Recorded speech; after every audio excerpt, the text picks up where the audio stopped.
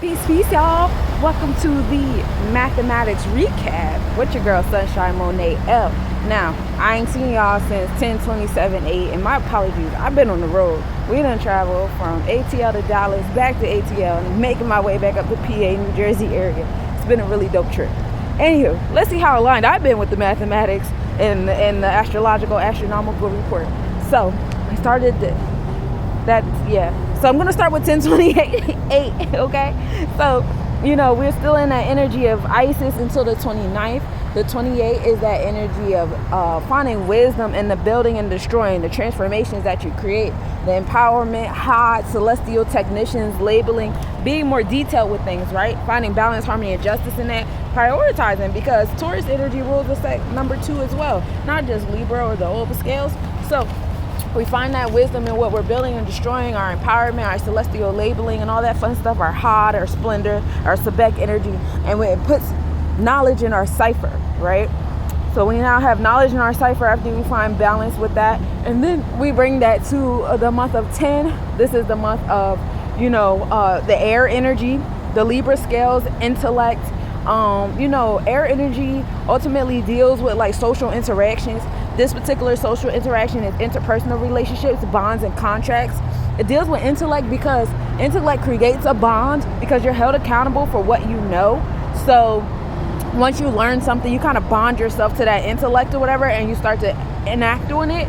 And so that's what this energy is associated with, air, like blowing the cosmic seeds, what we've harvested in the Virgo season or whatever, which was preparing us for the fact that autumn doesn't even have earth energy. So we're going to put that knowledge, that we now have, and put it into, the knowledge in our keters, the knowledge in our cypher, the month of 10, and that brings us to the 11, which is the number of mastery, which is also 2 if we did the 1 and 1s. So, just going off the route of the number of mastery, this is mastery of self, aligning yourself, but you do so well with it that it inspires and aspires other people to do it too. So I'll shade of that. So we come into the 11, we take that 11, and we're going to put it into the year of 8. That's the year of transformation, death, and rebirth. The celestial labelers or celestial technicians, we're in the year of hod or splendor, is brought to us by Mayat. So Mayat is the one that's doing the labeling in this energy. Really separating those from the righteous and the unrighteous. It's really nice when you think about it. So that brings us to knowledge being born, as that 11 and 8 come together, and we now have knowledge being born in our space. We have 9 deals with Yesod. This is divine womb. Now we're dealing with that moon energy, and we give birth with that moon energy, don't we? 9 also deals with Sagittarius house. This is still dealing with the sacral chakra, still dealing with that divine womb, right? So now we have 1 and 9. Overall, today is the day of 1. Because once we get to that 1 and 9 and knowledge being born, now we put it out in our cypher. Because whenever we learn stuff, especially in this day and age, whenever we learn stuff, the first thing we want to do is tell people what we learned, right? You want to make a post about it. However way y'all style is, because some of y'all are very interested with your style of sharing knowledge. Oh, I just learned this yesterday. Y'all should have learned this 5 years ago. Get like me. And then some of you guys are actually humble with your intellect and say, hey, I just learned this. I thought it was information to share. So, but anyway, and then some of you guys are choosing to be in groups that are learning together. So whenever we learn something, we put it in our cypher. And overall, today is a day of knowledge. Today is a day of intellect. Today is a day of the keters. It's an Aquarian day, taking downloads. It's a day for the air signs, Libra, Aquarius, Gemini, especially Aquarian energy, wherever that may be in your chart. Woo! What the fuck? Just know it's heavily invoked. That was a big ass bug touching me. Anyway, so astronomically speaking, let me get up out of this grass. Vesta entered the Libra zodiac, so that was a vibe for the air energy. Vesta is the asteroid that rules over our passion. What are you passionate about? What gets you going? What gives off the same neurotransmitters as having sex? The sun also entered draconic Scorpio, so now your soul is having that building and destroying transformational experience, the energy of the currencies, a lot of building and transformation happening on the spiritual side of things. So be mindful of the energy exchanges that you have with people. A lot of them are pertaining to that building and destroying of the spiritual side. Also ruling over the marketplace, the elders and the witches on the spiritual side of things. So you'll see a lot of people in those realms of things transfer over or come into birth. Fortune is also entered Scorpio in the second house. So the fortune was in that being aligned in that too, in that realm of priorities and wisdom and self-love, self-value, and that Taurus energy, and building and destroying in that Taurus energy, feeling empowered in that Taurus energy, enforcing in that Taurus energy as Scorpio deals with the solar plexus chakra. So then we come into 10-29-8. So 2-9 is wisdom and what you just gave birth to yesterday when you put, that 1 and 9 together, right? So 2 and 9 is, the wisdom, balance, priorities, intellect, putting that all up in your yesod, what you're giving birth to, all that fun stuff. So you're going to take that 2 and 9 come together, and it brings us back to a number of mastery. So, I didn't master what it is I had knowledge of giving birth to yesterday. So now I have wisdom of what I'm giving birth to today. And now it's putting me closer to mastery. And I'm going to put that day of mastery into this month of knowledge in our cypher. And so when I do that, it brings me to wisdom and knowledge, which ultimately brings me to understanding, because 11 and 10 come together, make 2, 1. That's 3, right?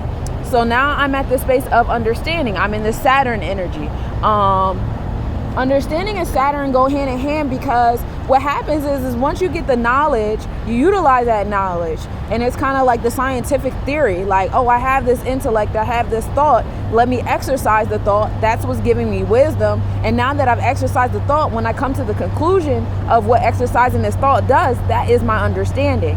So a lot of us have trouble with understanding ourselves, because we've only been taught to understand other people, places, things, situations, and ideas through textbooks, parenting, church, school indoctrination, working at jobs, hierarchy, classism, caste systems, racisms, all the isms. We've only been learned to stand under other people. So Saturn can be confused with traumatic experiences, because when you learn how to stand under yourself, you get a lot of pushback, because a lot of people aren't standing under themselves, so they don't really have the capacity to understand you standing under yourself. So we get that number of understanding, we get that Saturn energy, and we're going to put it into the year of 8, the year of transformation, building, destroying. Everything we do, we're going to put it into the year 8. Overall, today is a day of mastery, right? Because that 3 and 8 come together and make 11. So as you build and destroy on what you are understanding, and you start pruning your thoughts and stuff, then you're going to master yourself, and then you're going to inspire other people, and that 11, if you want to reduce it to 2 and you don't want it to be mastered, you can reduce it to 2. It's still going to be a good day though, because this is a space where you come into your priorities, your sense of value, your self-esteem, how you love, how you forgive. You're in that heart chakra, whether you're in that Taurus second house or you're in the Libra over scales of the 2s. As far as astronomically speaking, we were under a Virgo moon on the tropical, Vedic, and draconic. So mind, body, and soul were in alignment with that sense of servitude, paying attention to your health, wealth, daily routine, moral, and integral code. The moon became on descending node, so it's starting to get closer and closer. The moon is the furthest distance from Earth, and then the evening visibility of Orion began as well. So then we get into 1038, right? So now we're in the 4th decan of the month. This is decan of stability, the foundation of things, culture, right? The Chesed energy, which is Ma'at. So now that we're in this 4th decan, now we're in the space of 3-0, which is expression, creation, understanding in our cypher. So kind of like rehashing what we did in the 3rd decan of the month, you're going to bring it into the 4th. You're going to create a foundation with it. What you've been doing with it, how you've been doing with it. You good? So 3-0, understanding, challenges come in your cypher in response to, everything that you got done yesterday. You thought you was a master these last 2-3 days. Now we're going to test it. Now you're going to come to some level of understanding.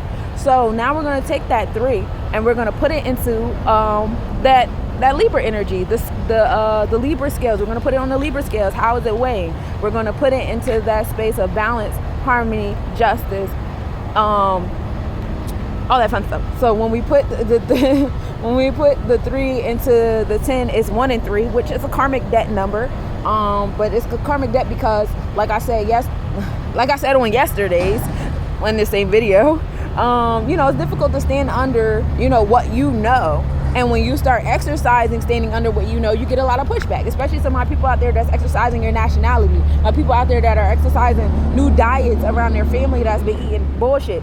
My people that's out here exercising a newfound spiritual self in a room full of church people. You're doing things that have never been done before. So it gets, you get a lot of pushback when you start, being new about things. And that happens to anybody. Even, it happened to the person that created Google, the person that created the Meta platform, the person that created the Facebook before it became the Meta platform. Like, all of these things had pushback, you know what I'm saying? All these things came with challenges. None of these things came easy, and the challenge is supposed to give you strength, and it also helps you value what it is that you have. Because when you say about Saturn ruled people or Capricorn ruled people, like, they definitely value the things they have because they work really hard for it. So it's very difficult to take from them. So be mindful of that. That comes with the threes, right? So we have that 1 and 3 printed together, put it in the 4, the foundation, which I spoke on because we are in the 4th decan of the month, right? So we're going to take that 4 and we're going to put it into the year 8. We're going to build and destroy with it. We're going to utilize it in our celestial technician space, because this is the year of conception, right? This is the year of conceiving. And every day you are getting closer and closer to that year of 9 of giving birth to what it is that you're conceiving, right? So you're going to keep writing down the details of your day. They're imprinting in your DNA. They're imprinting in your thought process, your behaviors and your habits and all that stuff. It just keeps imprinting. So being mindful of that is definitely helpful, because when the year 9 comes, there can't be any surprises on what you conceive, because it's like, how have you been spending your days? So that 4 and 8 come together and bring knowledge and wisdom. Overall, it was a day of understanding, a day of really paying attention to how you spent the 3rd decan of the month, and walk it into creating a foundation into the 4th decan, this decan of foundation. We move in gratitude for our ability to use our knowledge and wisdom and our sense of mastery to doing all that. Astronomically, we were still in Virgo constellation with the moon. We were in our thought process with Libra. Our souls was in Libra. We were in the 1st house with it, so it was giving off in our vortex. So you were really attracting with your 3rd eye how aligned you were in your Libra scales, and how self-organized you were in that Virgo energy. Being in the crossroads of things. So balance was definitely key on the 3-0, because you definitely were creating a strong foundation there. The moon and Parima were in minimal angle as the moon sat in Virgo constellation. Parima is the star of prophecy. So, having those aha moments, foreseeing some things, definitely was key there. Venus was the largest distance to the sun, which is called a aphelion. Mercury entered the Scorpio constellation. So now we have Mercury sitting in tropical, Vedic, and draconic Scorpio. So utilizing your throat chakra to create transformation, death, and rebirth, to empower yourself. Some people, especially my Virgos and Geminis, about to start telling secrets and telling business, but also moving in more powerful spaces. So you might see some power moves happening by people ruled by Mercury. And I ain't just talking about the sun sign. Anybody that has 4+ placements in Virgo, Gemini, whether it's the 3rd and 6th house or the actual Virgo, Gemini, they're going to start making power moves in this space. And also being mindful of how you utilize your throat chakra, because you will be building and destroying and enforcing some things in your space and conceiving with your throat chakra. The fortune was also in Scorpio in the 1st house at this period of time. So, tapping into that Scorpius energy, speaking into existence what it is that you want, what it is you desire, and what it is you deserve, and what you're not going to settle for, that was definitely key. Now, have I been in alignment? When I look at this 1030, most definitely. I definitely wrote my intentions. I wrote about writing myself a love letter. I was able to influence other goddesses to write love letters to themselves because I posted that note that I did. And I wrote my intentions of what it is I deserve and what it is I'm looking for. And I wasn't even thinking about these mathematics or this astronomical report. It's just after a certain period of time, you become so in line and so in tune that it just becomes like second nature to you, like breathing. So it becomes like first nature to just be in alignment. And we move in gratitude. And so, thank y'all for being patient for me. This has been a beautiful journey, traveling. And I'm very excited because I've really been fulfilling the things that I have on my vision board. You know what I mean? I've been sitting here on this road trip.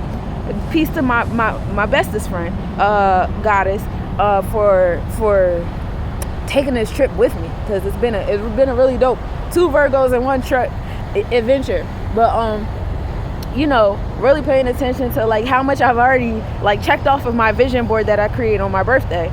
It's been really cool, and I'm moving so much gratitude, and my heart is very full. And my year is just beginning. My year is just beginning. So I'm moving gratitude. I'm very excited for the things that's coming up, and I'm very excited for the things that you guys are going to get done by you guys being in alignment.